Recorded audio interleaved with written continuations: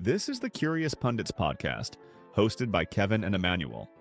They explore bits of everything through thoughtful conversations, prioritizing curiosity over conclusions, and they thank you for joining them. Now, on to the podcast. This is another episode of the Curious Pundits podcast, and today we're going to talk about the Jones Act, a 1920 maritime law in the United States that was passed then with the best of intentions and has some interesting ripple effects through the years. I'm Emmanuel, co-host of the Curious Pundits podcast. I know little to nothing about today's topic, but fortunately we have a guest that knows more than even Kevin does. And so I'm really curious, and as always, I have my notebook ready with a fresh page here and a new pen that I can write all the information I'll learn today. But I'm a marketer in my everyday life, and I want to be much of a marketer if I want to ask the audience that's watching this to go to curiouspundits.com, like, share, subscribe, and sign up to follow our podcast. Give us a rating. We're on all the platforms that you can listen to a podcast, being Apple, Spotify, Stitcher, Pandora, I think everywhere, YouTube, and any other that you can think of. So curiouspundits.com, that's where you'll see today's recording, previous recordings, and future episodes as well. That said, I'm going to pass along the virtual microphone to Kevin, who will introduce our guest. Welcome, first of all. I'm Kevin, the other co-host, and today's guest, and I'm going to read from my notes, Professor Rocky Weitz, Director, Fletcher Maritime Studies Program, the Fletcher School at Tufts University. And I'm going to borrow a line from another podcast, the Outlaws podcast on Bloomberg. Rocky is the perfect guest. That's something they like to say about all their guests. But he really is the perfect guest for this topic. I was looking for a guest who would not be either for or against from an ideological perspective, but would just talk about what it is, why we did it, and how it came to be. Please introduce yourself and then allow me to explain what I think I understand about the Jones Act. Okay, great. It's great to be here. And as mentioned, I'm a professor of practice at the Fletcher School, where I run our maritime studies program. And I've been looking at the Jones Act for over 20 years. Happy to talk about it. And I really do try very hard not to take a partisan view, but just weigh the costs and benefits of the legislation and think about what it means for the U.S.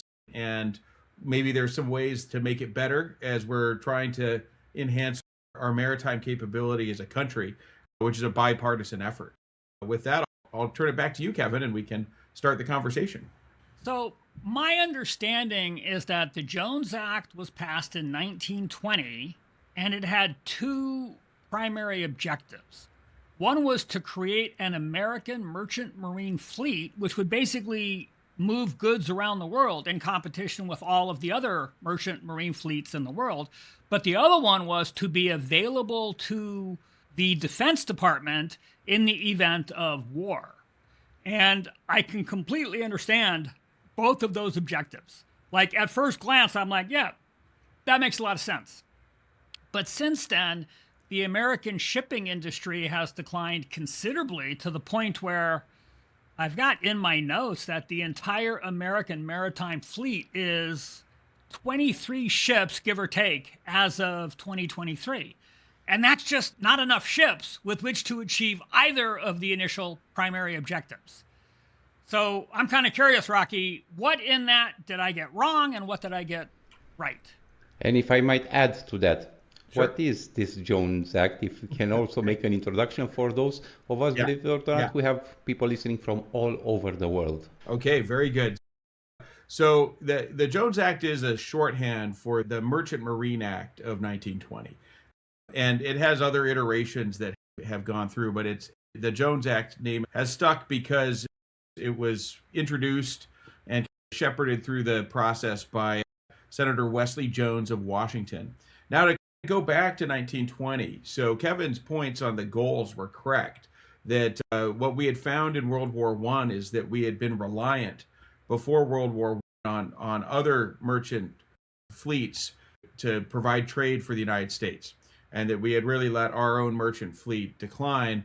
And then once the world stumbled into World War I, we were really at a disadvantage from a trading perspective because everything got very nationalistic and we were having trouble sourcing for our economy, both imports and exports. And so the Merchant Marine Act is designed to create incentives to have a vibrant merchant marine to serve the U.S. And so it covers goods that are carried from one U.S. port to another. So it's domestic shipping. And the requirements in it is that the ships that carry those goods need to be U.S. owned, U.S. crewed, and U.S. built and U.S. flagged. So 4 different requirements. And in the end, what has happened is that this has worked in certain periods of time. For example, during World War II, it was really because of World War II that we created a huge merchant marine to service the war.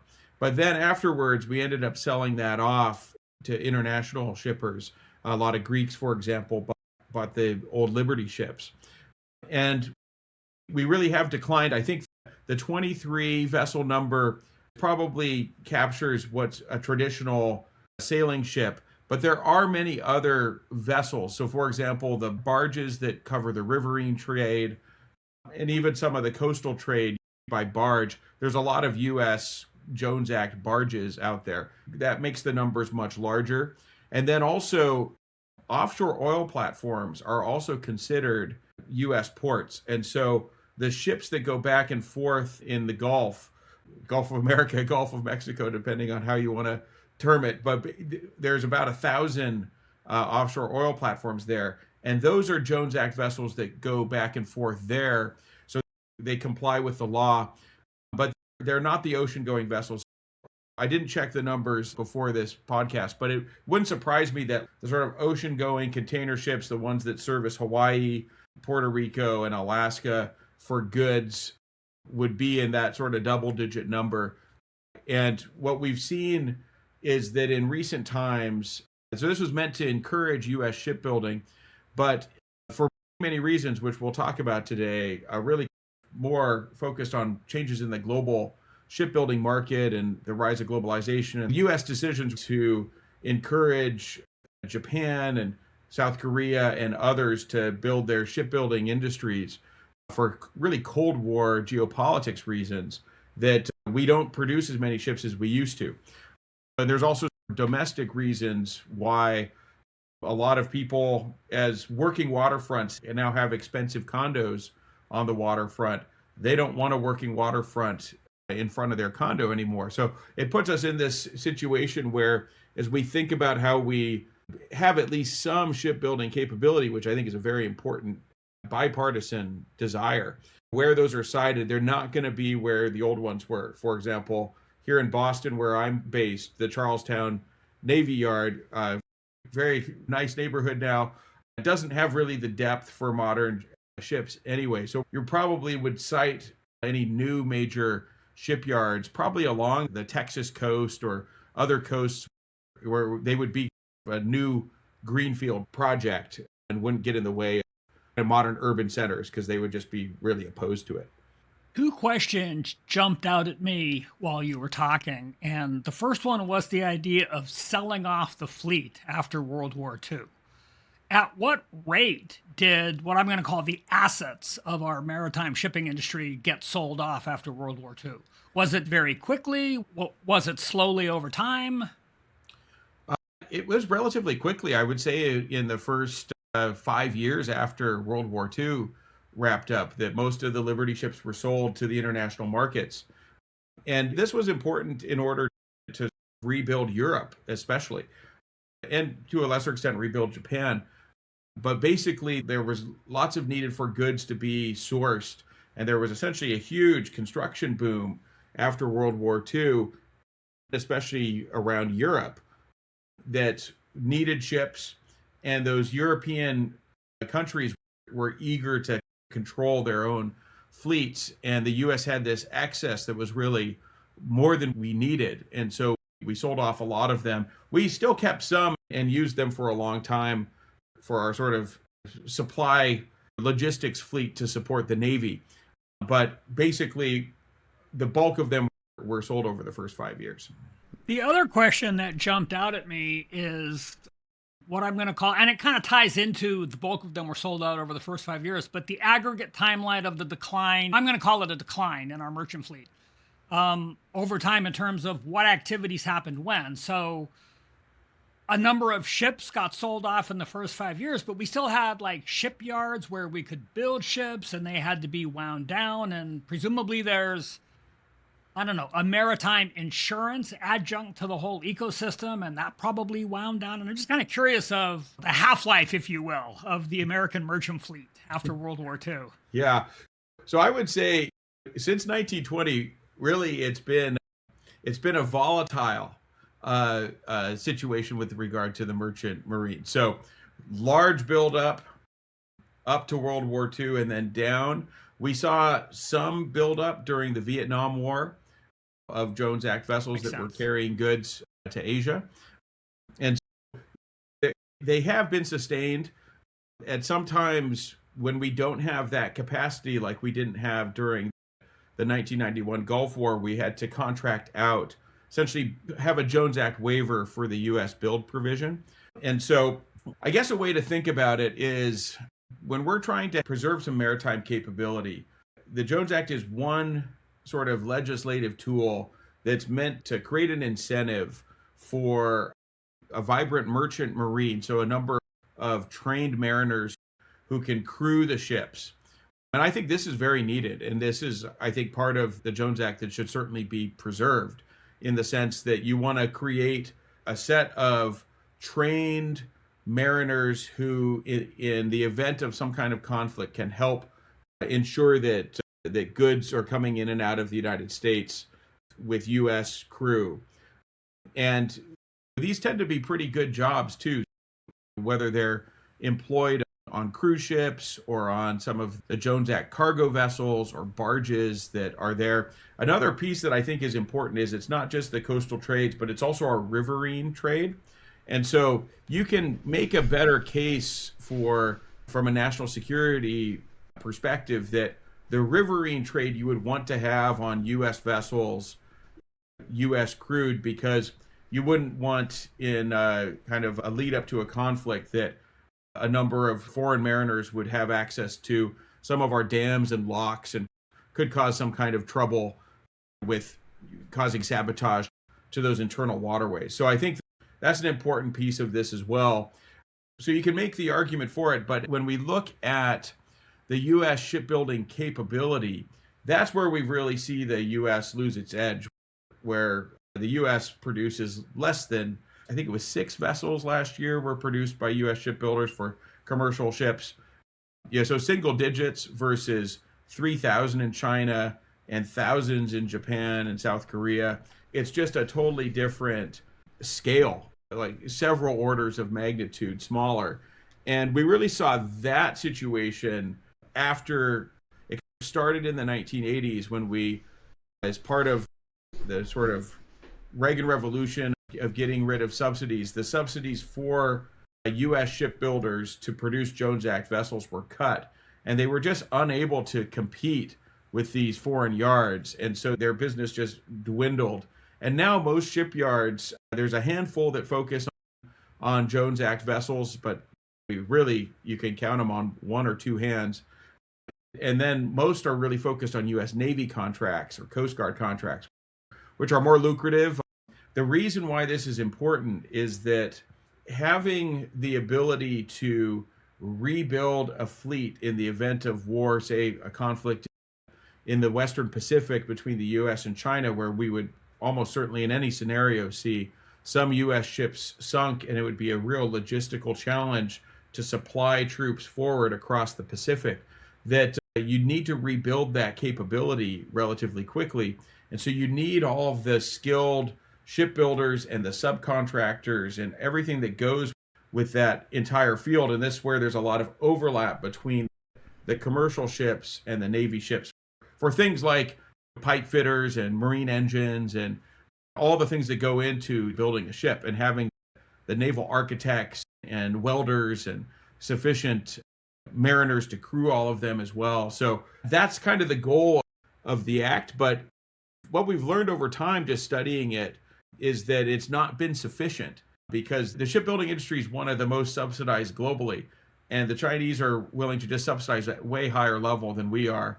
Same for the South Koreans and the Japanese. And then now, at this point, they've been building a sort of economies of scale edge since the 50s and 60s. And it's very hard to overcome that here in the 2020s.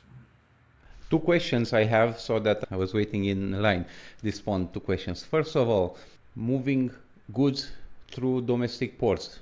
Goods, doesn't matter their provenance, where they come from, domestic or foreign, correct?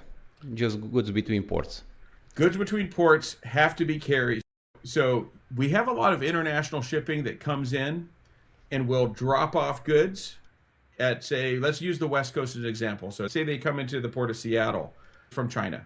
And so they drop off a bunch of containers, and then they go out and they go to Los Angeles and they drop off a bunch of containers. Now they might pick up some containers too, and then they sail back. So that is allowed, but that same ship can't pick up containers in Seattle and drop them off in Los Angeles. It can only do drops from Asia into the US market, or it could take containers from the US market and then eventually deliver them back to Asia, but Fair. Not between the two US ports. That's the distinction. Fair. And the second, you mentioned US built 6, China built around 3,000, and Yeah. Is there a number for Canada? Do you happen to know? Canada, I think, is a little bit higher than the United States, actually, which says something, right? I don't know for sure. So I should say I don't know. But Canada does have some shipbuilding capability still. And because of how widespread Canada is, it's a very large geographic country with a lot of coastlines and coastal traffic, especially in eastern Canada around the Maritimes, that there's a domestic market for it. I just want to comment a little on this concept of US to US cargo. So the fact that a ship cannot carry cargo from Seattle to Los Angeles, to me, that's not like a huge problem because we have trains, we have trucks. But the fact that a ship cannot carry cargo from like Seattle to Anchorage or Los Angeles to Hawaii or Houston to San Juan, like these are problems because, well, Hawaii and San Juan are literally islands, but Alaska is kind of an island in terms of transportation routes because it's not as easy to drive through British Columbia and the Yukon as it is just to sail, right? And yeah, I see that as being a huge problem. And my expectation is, and my notes claim this is the case, that every resident of Alaska, Hawaii, and Puerto Rico pays a lot more every year for stuff because of the costs of shipping it there. Yes, this is true. Those economies still receive foreign shipping. So the cost differential isn't as high as maybe you would expect, but there's no question that it's more expensive to buy basic goods, whether it's construction materials, milk, basic food products in Hawaii, Alaska, and Puerto Rico than it is in the continental US. And part of that, and there's a lot of disagreement of how much that part is, but part of that is attributed to the Jones Act constraining the number of ships that could be carrying the goods from the mainland ports to those island ports. So the point is valid. And the other thing you mentioned, and I think this is a really important point on the Jones Act overall, is since it was created in 1920, think about how much has changed on the U.S. land-based infrastructure. So significant expansion of the U.S. freight rail system, the building of the interstate highways, and the sort of rise of trucking. And so this is what has made it actually very difficult for Jones Act ship owners to be able to compete with those coastal trades, because they're basically going to require some kind of truck delivery from the port. They can carry goods from Seattle down to Los Angeles, but on both sides of that, there's going to be a truck involved. And with the rise of containerization, which happened in the 60s, the Vietnam War contributed to that, but this standardization of containers means that much of the U.S. transportation system is called intermodal. So you very almost seamlessly can move a container from a ship, put it onto a truck, or put it directly onto a rail in some cases, and then ship it quite far away from that destination port and then to the final consumer.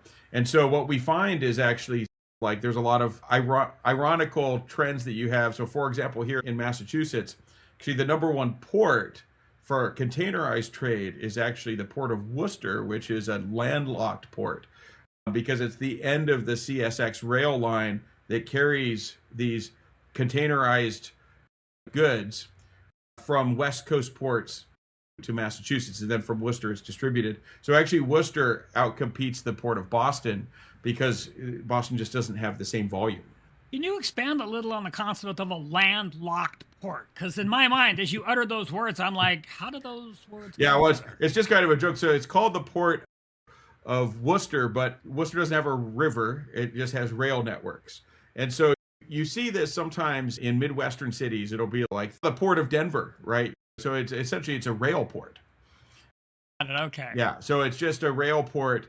And sometimes, depending on the state, there'll be certain incentives for like a special economic zone in a port. These can be linked to airports as well. So you see these with airports. Yeah. And so basically the freight rail companies have also built these. So it's just accident of language more than anything else. Now, there's something else that I want to ask how it fits in to the Jones Act. But first, I got to explain what it is. And it's something that I heard about on an episode of the Odd Lots podcast. And I'll try and find the specific episode, although it was a few years ago. So something that the general public tends not to think about in terms of maritime traffic is that ships have to get into and out of the ports.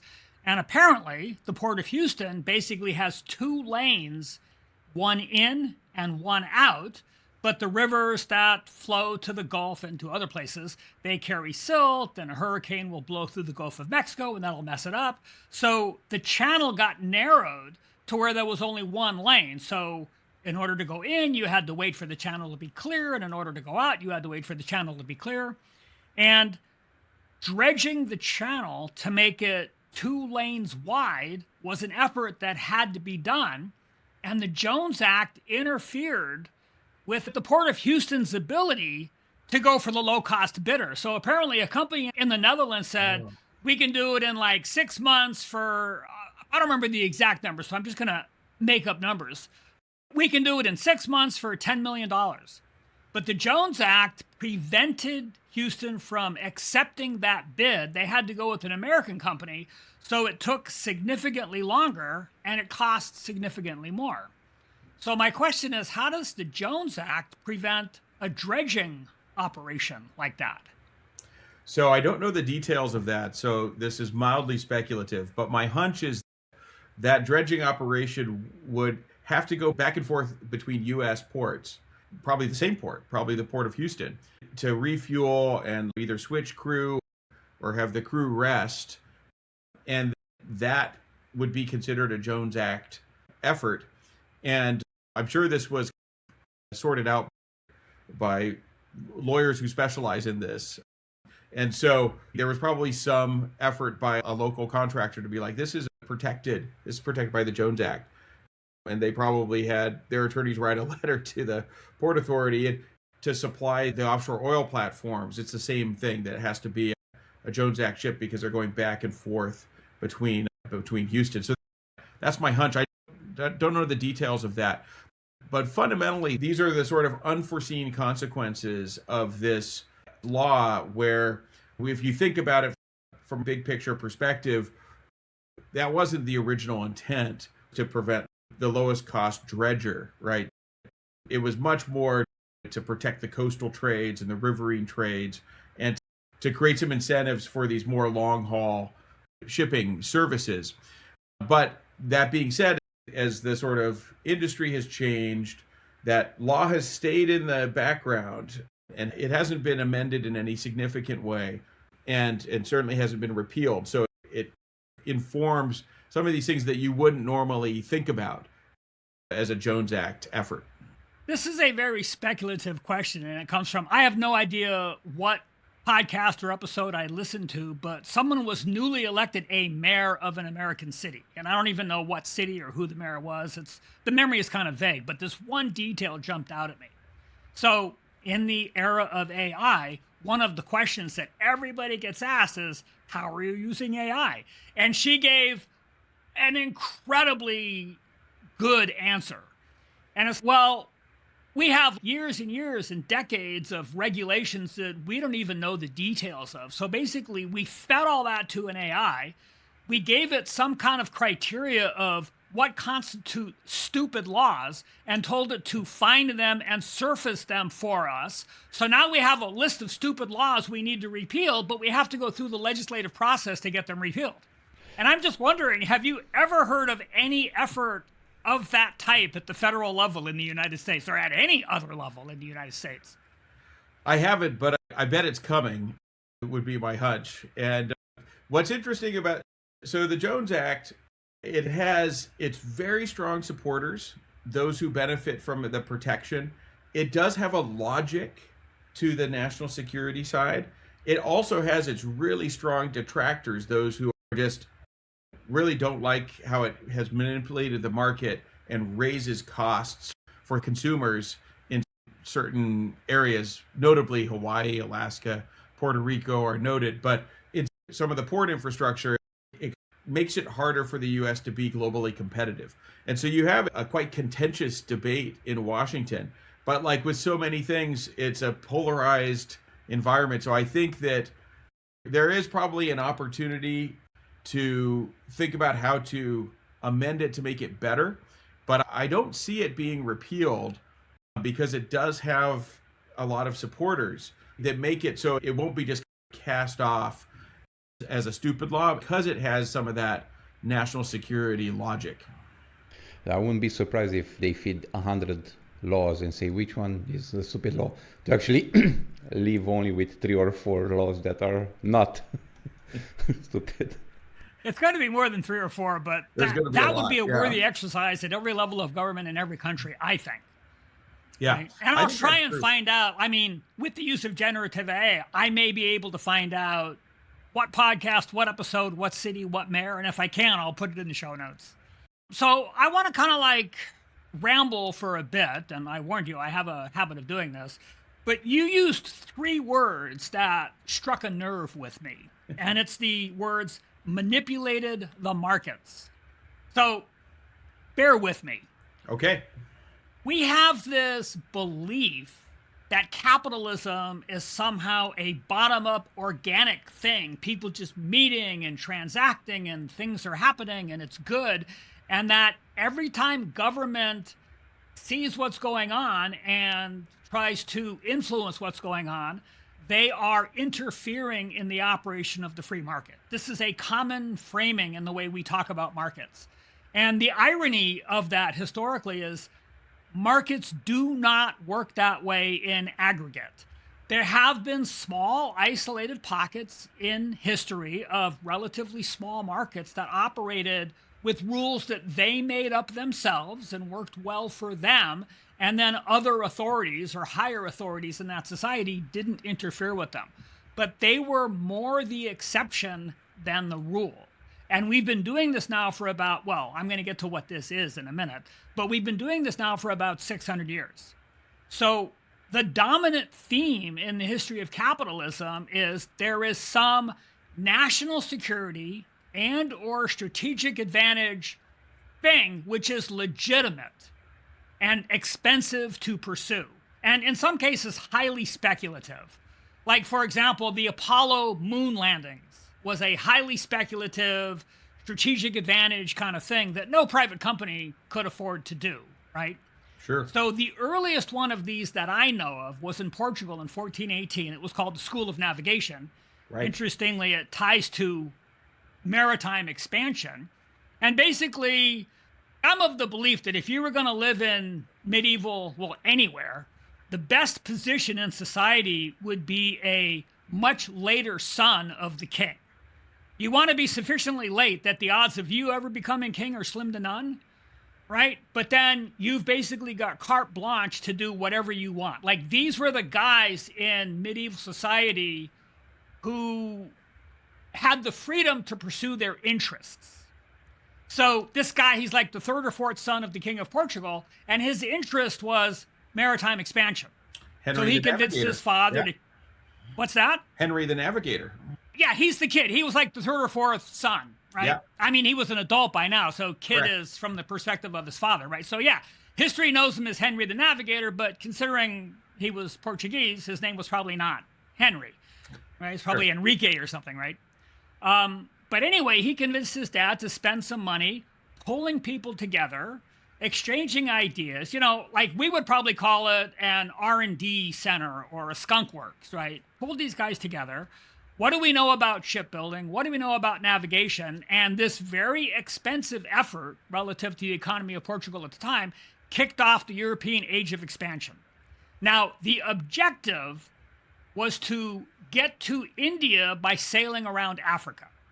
And to us today, that sounds like, yeah, what's the big deal? But they didn't even know if it was possible, and it took them 80 or 90 years to actually achieve it. And in fact, to tie into it, I'm going to get back to the main point in a minute, right? But to tie into it, the reason Christopher Columbus was trying to sail west to get to India was he didn't want to be in direct competition with the Portuguese, because back then the rules of trade were you could just take a ship, kill everybody, and take their stuff, and that was like not necessarily against the rules. So he's like, well, let's just avoid the Portuguese and get to India by sailing west, right? So this effort to get to India by sea was hugely significant in the history of European expansion and human civilization and blah, blah, blah. But to get back to the main topic, right? So the history of capitalism has repeatedly been one of someone with incredibly deep pockets, most notably a government of some sort, spending an enormous amount of money on some speculative venture, and the ones that worked created what I'm going to call these economic ecosystems, and then entrepreneurs came in and filled in all the voids with the stuff that they were doing. So this happened in European maritime expansion. This happened in the building of the Transcontinental Railroad. It happened with the expansion of canals in the late 18th, early 19th century, over and over and over again. So this concept of markets that exist independent of government interference, all markets have rules. Markets cannot exist without rules. And in any market, a subset of the people wind up making the rules. If you go back to these Middle Ages European markets where the royals and the aristocracy didn't even know about them yet, there were a bunch of guys who lived in geographic proximity to each other who came together, and everybody showed up every Saturday morning or whatever at the market, and a small subset of guys made the rules that everybody else lived by. And when you expand that to larger and more complex economies, you get governments, right? So the idea that markets exist independent of governments, like that's really not a thing. And yet linguistically, we talk about governments interfering in the free markets, et cetera, et cetera. So I'm going to layer on top of this the fact that every country that became rich with, and in many cases as a direct result of what we would call government intervention, industrial policy, strategic tariffs to boost or bolster domestic industries, and subsidies for critically important industries, including shipbuilding, including arms manufacturing, including just all kinds of stuff, right? Yeah. So there's a question in here at the end, and that's how did we collectively shift from we need an American merchant marine industry for these two primary purposes to subsidies are bad? Like, how did we make that transition? I think it was just the politics of the Reagan administration in the 80s, right? I agree with your point. So obviously every market is built on some kind of rules that governments put in. There's no question about that. I think where the Jones Act often gets labeled as being protectionist is that it is different from what we see in most of the other wealthy countries around the world, where they're more open with international trade. So there's not really a Jones Act equivalent in Europe, maybe because there are a bunch of small states, so they compete with each other, right? Or in the sort of larger Asian trading countries, Japan or China, where they tend to be a little bit more open, but also they've invested a lot in their capability with a lot of government incentives. And it has been over the last 70 years a combination of tariffs and subsidies where they have built up an advantage of scale because of their industrial policy. And we did enable that in the Cold War because we were eager to help Japan rebuild, and we saw that they had these large shipyards. And so we started encouraging that actually in the 50s. And so that's where you start to see the decline of U.S. shipping and shipbuilding, which again is another government decision. We created this internationalist order, the free trade system, and the most favored nation status, which is now under a lot of pressure from modern politics. And so that's undermined the efforts of the Jones Act. They became essentially outdated because of those more global trends. But all of that is a different set of market rules by government. You're not wrong about that. So that sort of segues into another idea. So I've become a bit of a macroeconomics nerd over the past several years, and sometimes it annoys people, but you see very large patterns in the broad sweep of history. Yes. So prior to World War II, the concept of laissez-faire economics was kind of dominant. The way people talk about it is the government should not interfere, but what it really means is the government should keep the rules the way they are and not change them. Right? And then we had the Great Depression, we had World War II, and that ushered in the era of big government, the welfare state. It was more the Depression than the war, but the war was kind of like a justification for doing it. Governments had to spend big because of the war, right? Right. And then after 30 or 40 years, the Keynesian welfare state structure started to crack, right? And then what came in is called the neoliberal consensus, which is Reagan, Thatcher's just privatize everything, governments are always the problem. And now that's starting to crack, right? With the increase in inequality. The degree of income and wealth inequality in industrial economies today is even greater than the Gilded Age of the 1920s, right? And if we allow that to continue unabated in the future, one of two things is going to happen. We're going to have a police state like the Hunger Games, or we're going to have a revolution like the French Revolution. It always ends in one of those two, right? So my question is, the concept of government, interference in the market, strategic tariffs, and I'm saying that to distinguish between the broad tariffs of the Trump administration, which, allow me to rant for a minute, right? But why do we have tariffs on coffee? Like, do we think there's going to be a strategically important American coffee industry, right? So I think to bring it back to our conversation, the Trump administration, and this does have a lot of bipartisan support in Congress, has been trying to think about how to rebuild the U.S. maritime industries. And so these include sufficient mariners to cruise ships, so reinvesting in the merchant marine academies, whether it's the ones in New York or Maine or Massachusetts, and in California as well, and creating some incentives by charging. They've been talking about charging essentially a kind of a tariff on if a container comes in on a non-US built container ship, that then there's a tariff on that container. And so what they're trying to do is create a way of creating an incentive that doesn't involve the federal government, because the federal government, at least under this administration, still not really into collecting general taxes and subsidizing industries, right? So that part of the sort of Reagan legacy, the neoliberal legacy, still exists, but they want to use the fact that the U.S. imports all these containers, and essentially it would add something to the cost of imports and create an incentive for the shipyards to do it. It's unclear if this is going to happen because these have been passed by executive order, and it takes a long time to invest in a shipyard and then to build a ship. And I think that the industry hasn't really leapt at this incentive because they think it could disappear once Trump is out of office. Trump sort of famously has said that his favorite word in the U.S. dictionary is tariff.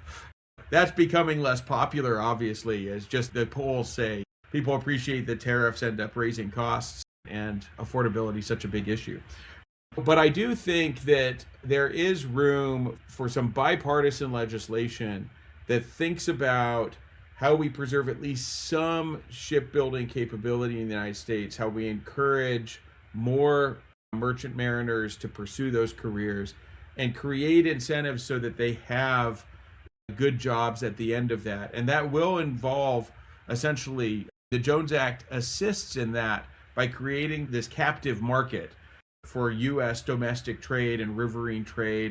And there's also the cruise ships actually tend to be international because they'll stop in Canada on their way, or they'll stop at a Caribbean island on the way. So then they can be a U.S. built cruise ship.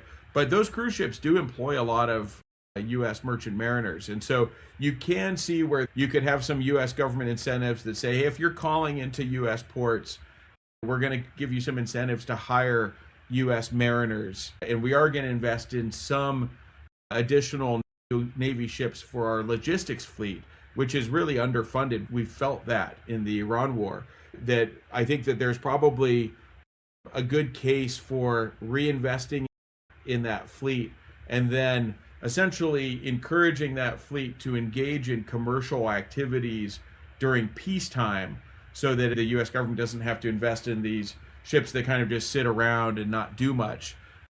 Though that being said, I think you could see the U.S. also deciding that we're going to encourage some of these ships to invest in supplying some of these Pacific islands where we have bases, and we're going to probably rebuild those bases. One idea is they could invest in some shipping capability in the United States that would be Jones Act compliant, so U.S. owned, flagged, crewed, and built, that would rebuild some of these air bases in the Pacific Islands. That construction effort would require a lot of movement. So you could essentially create a government subsidized market for the medium term. And then those ships could be built for that and could presumably do other things if there isn't conflict. And they could still be servicing the coastal trades, et cetera, or to Hawaii or Alaska. So that's where the modern logic could apply here. And I do think that there's bipartisan concern about how the logistics fleet that supports the Navy, the Sea Lift Command, and all of those sorts of dual-use ships has atrophied since the Cold War, and probably it needs to be invested in just to help us maintain readiness and deterrence. You actually touched on something that I think is really important and is not spoken about enough, and that's the cost of creating large manufacturing capabilities. People are like, in America, we should just drill for more oil in America and be oil independent. Well, for whatever reason, we learned from a prior guest that while the United States produces a lot of light sweet crude, our refineries are set up for heavy sour. So we literally cannot refine the oil that we pump out of the ground. And if we were to do so, it would cost billions of dollars and take a decade to get that facility up and running. Same with shipbuilding. So in order for private industry to be willing to invest that kind of money, they need to know that the rules are not going to change, which renders that investment irrelevant. They need some level of certainty. Yes. And I'm going to get to a question in a minute, right? But that certainty seems to be currently, missing. I don't know what the right word is, right? But as a professor of law in terms of the maritime, genre, do you pay attention to what Congress is doing and thinking, and what are current thoughts along those lines in terms of shipbuilding? Yeah, so there's an act that's been getting presented the last few sessions called the SHIPS Act. And the idea behind it is to essentially reinvest in shipbuilding in the United States. So I think there is a lot of bipartisan interest in this. And by getting it through as a law, that would by itself provide some stability. I totally agree with your take on that. And I know the energy business pretty well. We haven't built a refinery in this country since the early 70s, right? And I think part of our challenge is we just have stopped building things and don't have that mindset that if there's new light sweet oil being produced, we need to build some new refineries, and that would help keep gasoline and diesel prices down in the US. You can make a good political case for it, but we don't have the capacity. One sort of metaphor that I like to use is, so Massachusetts Institute for Technology is down the road from Tufts. They used to have 6 schools. They had a naval architecture school. That school closed after the Cold War. And so part of what we have lost in the last 30 years is that we just don't have enough naval architects. We don't have enough welders. People haven't been pursuing careers in the maritime industries, in part because Congress has been inconsistent, to put it diplomatically, on how many Navy ships it's going to build. So they'll say we're going to build 30 of these ships, but then it goes over budget and it gets down to 12, and then it ends up being 3. And the shipyards are very reluctant to invest billions of dollars in a capability if they think that Congress will change its mind and say, oh, in the end, we actually don't need these ships that we contracted for. And so I do think that there would be a huge benefit. I don't know how to do it. A lot of people have thought about how to try this, but to have more bipartisan legislation with regard to U.S. Navy shipbuilding, so that there were consistent contracts and that there was also a big enough pie that you could have some competition, because we just don't seem to have enough yards for the shipbuilding and the repair. And so everything gets backlogged, and then with the backlogs, all the costs go up. And I think what we're seeing is we just don't have enough capacity. And I think it's nobody's fault, but we let the shipbuilding industry do a lot of consolidation in the 90s because the big budgets of the 80s, the big defense budgets, had gone down. And now we're seeing some of the consequences of that. So many of the ships are behind schedule and there's not enough time for repair.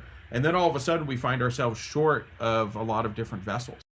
But that's a whole nother topic. But with regard to the maritime industry, this is where a strategic imperative that was passed through Congress, essentially a bipartisan maritime strategy that included the commercial shipping industry revitalization, but also investing in the shipbuilding capability of the U.S. Navy and Coast Guard so that we had a more resilient building base, that this could be really good for U.S. national interests as we are clearly feeling a lot more geopolitical risks in the 21st century, that we start with some key legislation that helps us have more capacity domestically, and that could help stabilize our geopolitical situation, because we would essentially be able to more credibly and more cheaply build a larger and more capable Navy and Coast Guard. It seems to me that one of the things that would provide certainty to any industry, but let's talk about shipbuilding in particular, is that these bills that you're talking about, these bipartisan bills that are hopefully being discussed and maybe even come into existence, that when they're signed into law, they actually contain numbers. We're going to spend this many billions of dollars per year for this many years with this strategic outcome being intended. So based on the conversations that you're seeing, are there actually numbers being thrown around? There are certainly pretty large numbers being thrown around Washington these days with the National Defense Authorization, right? And the Trump administration's budget request. Can I interrupt? Yes, go ahead. Because this is actually exactly what I'm talking about, but in the realm of shipbuilding. I didn't make this up, right? The United States government does this with companies who makes missiles. Correct. Why don't we do this with companies who make ships? Yeah, we do it with that too. Part of the problem has been is that as Congress has gone back and forth between the parties, that even though it's passed in one Congress, then the next Congress doesn't fully fund it, right? And I think that even if you were to pull together something, it would be tough. I think we're going to see what happens this year. Defense authorization, I don't think it's going to happen this week, and then they're in recess. And so then it's September and it's approaching the midterms. We'll have to see. But if we're facing divided government, I think then there might be some opportunities even in that situation to come up with some bipartisan issues on shipbuilding, because I do think that there are enough in both parties that want this. So I think it could pass. I'm worried about it in a midterm year, just with modern politics, where any kind of compromise is not looked on favorably, unfortunately, by the politicians.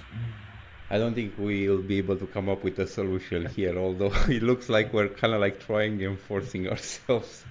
Well, true. I just know from reading all kinds of books about the history of economic thought and implementation, like there are certain things that have just worked over and over and over again, right? And every country that became rich did pretty much similar things in similar ways in a similar order, and there's lessons to be learned from that history.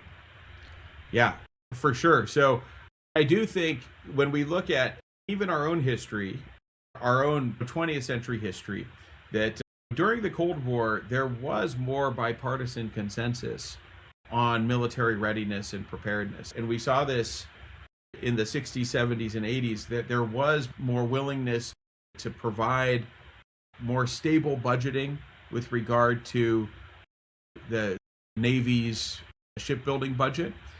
And I think that the Navy has also made some big mistakes. I don't want to get us down that rabbit hole, but they've certainly made some bad choices with regard to some of their shipbuilding misadventures since the end of the Cold War. And this has caused Congress to get really frustrated with them and really not trust them.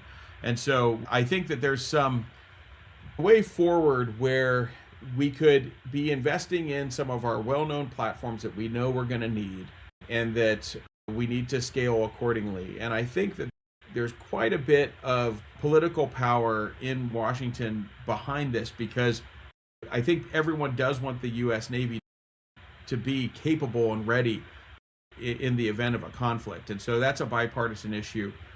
And the shipbuilding is good jobs and things that are needed. And from a competitive perspective, we need to do it. I think the challenge will be, and we're seeing this now with the increased automation of sea drones, that it may end up being that we probably do need more shipyards to have a larger sort of traditional platform fleet. But then we also should encourage the development of some of these smaller, more innovative, really startup companies to create some of the drone manufacturing capability, so that each sort of Navy platform can be surrounded with a group of autonomous ships that help them with both offense and defense. Part of the challenge is that technology is evolving so quickly, it's very hard to create a long-term plan. But I think what Congress could do is to essentially say, we do appreciate that there's a lot of this happening, that we need to invest in some new platforms, but we also need to have some of the legacy platforms to be able to have a crewed vessel out there that can essentially be the control center for much of these drone swarms, because there's power in proximity, right? You can't control all of these ships from a desk in Washington because the satellite feeds and communications can be jammed. But with a local ship, you could have a lot of control over these, and there's a lot of advantages to that. But that being said, this is where the Jones Act could actually be helpful, in the sense that it's become clear that we do need more investment in the logistic ships that support the Navy operations. I don't think that's a controversial statement. That we do need more shipbuilding capacity. We need to be able to produce more ships and be able to repair ships at a much more predictable rate. And that what we've seen in the last 10 years is that our current shipyard capacity just isn't up to that task, and so it needs to be invested in. And both of those goals could be served by investing in the general maritime capability of the United States, and with some consistent, our long-term planning on this is this.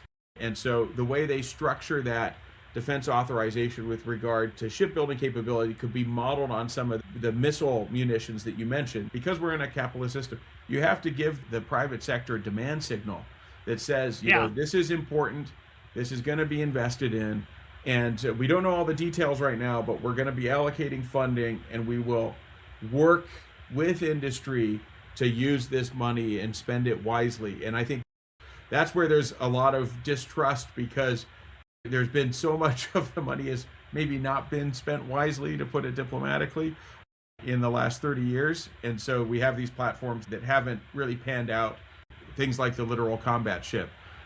And so there's a trust deficit.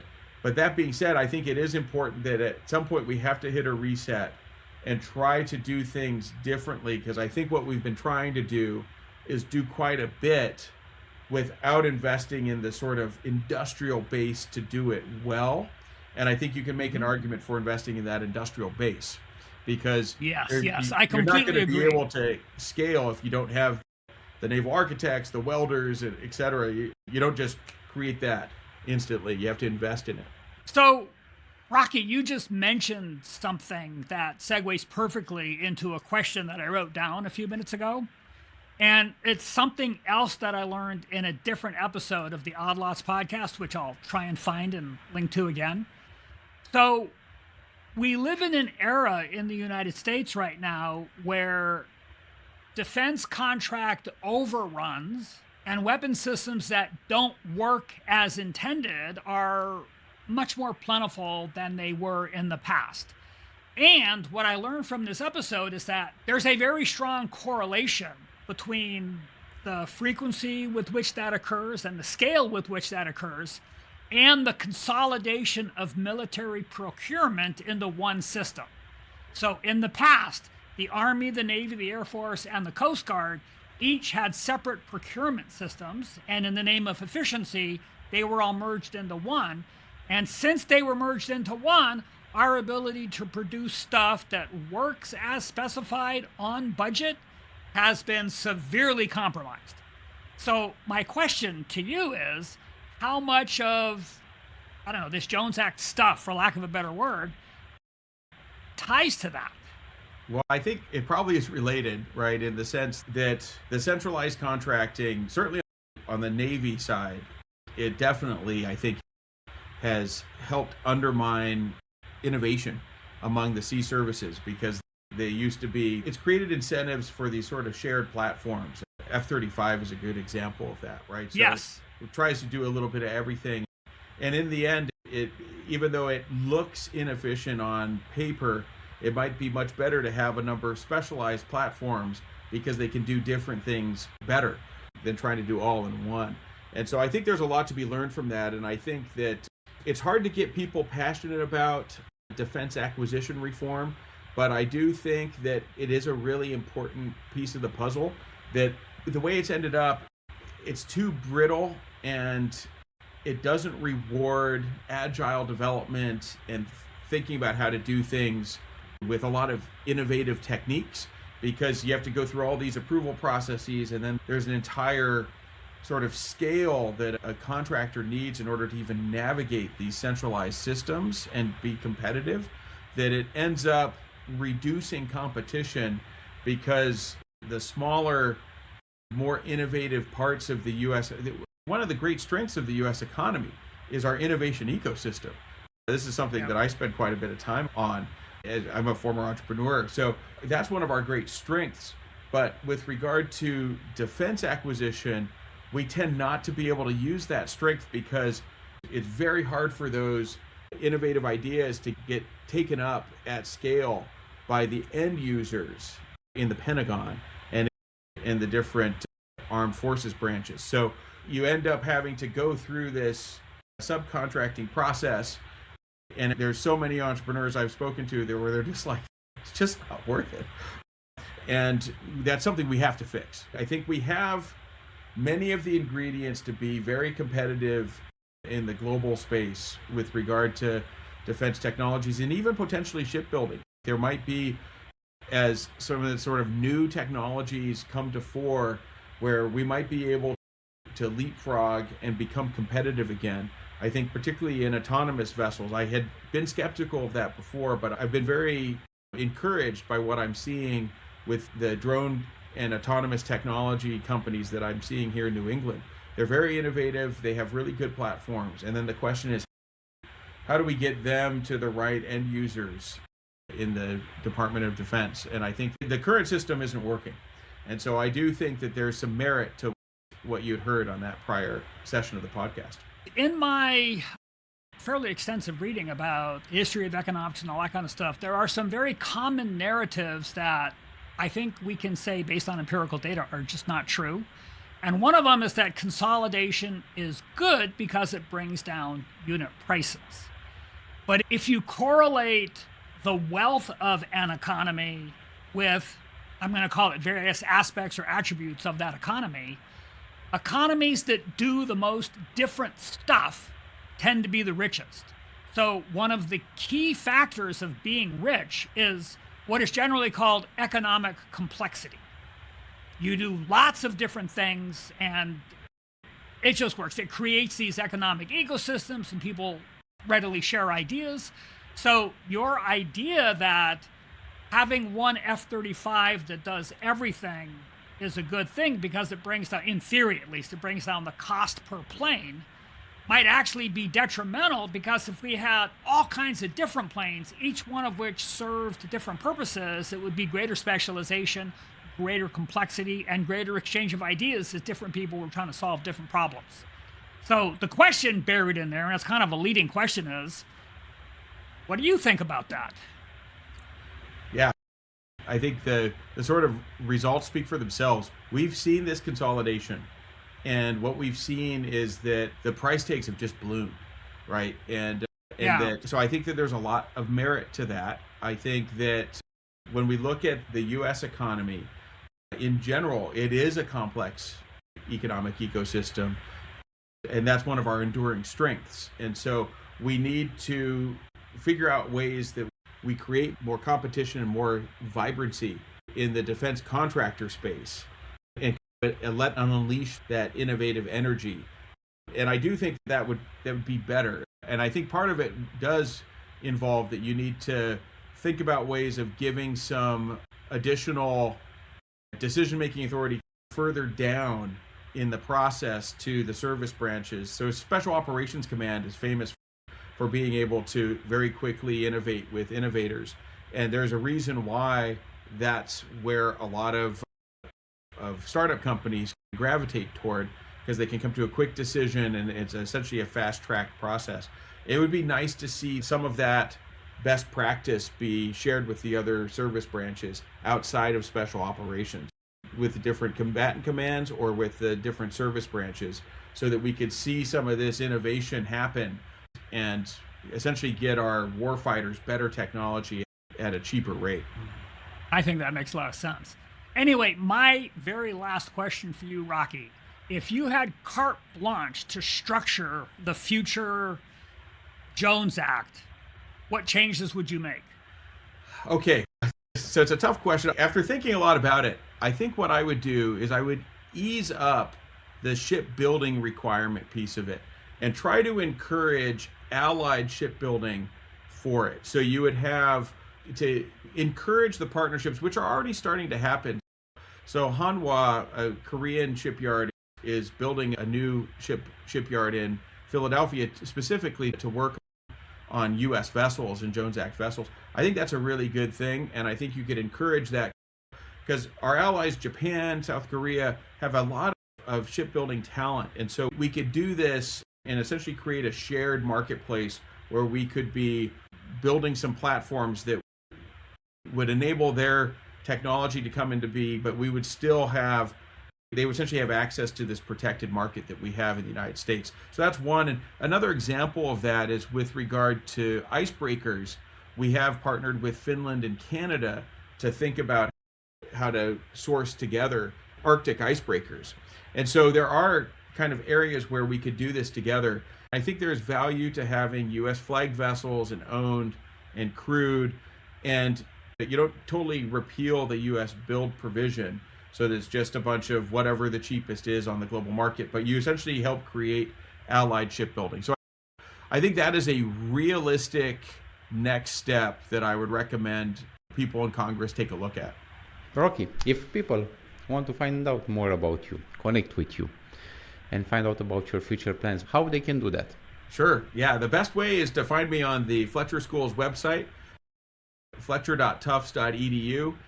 I'm the only Rocky on the faculty. You can find my faculty profile there. On that, you can find my latest interviews or publications. That's the best way to find me. I'm also on the different social media channels, so LinkedIn, Facebook, X, you can find me there as well. Hopefully you'll put this podcast episode as well on that page. Oh, of course. Absolutely. Thank you. Thank you for having me. Thank you for sharing so much information. I was quiet, but I took a lot of notes and I learned a lot. And hopefully, if I find myself on Jeopardy at one point or in any other show, I'll have a slight advantage over my my competitors. Absolutely. And I want to thank you as well for taking the time to be with us. Thank you very much. Kevin, Emmanuel, thank you for having me. It was a real pleasure and really enjoyed it, and look forward to watching it when it's ready for publication. Thank you. That's been another episode of the Curious Pundits podcast. You can go to curiouspundits.com to see the previous episodes, this episode. Subscribe to our podcast on your favorite podcast platform, Apple, Stitcher, Spotify, etc. That being said, one of the co-hosts, Emmanuel, that's me. Until the next episode. The other co-host, Kevin. Until the next episode. Thank you for listening. Thank you for listening to this episode. If you like the podcast, please like, subscribe, and tell others. Visit CuriousPundits.com to learn more, and stay tuned for the next episode.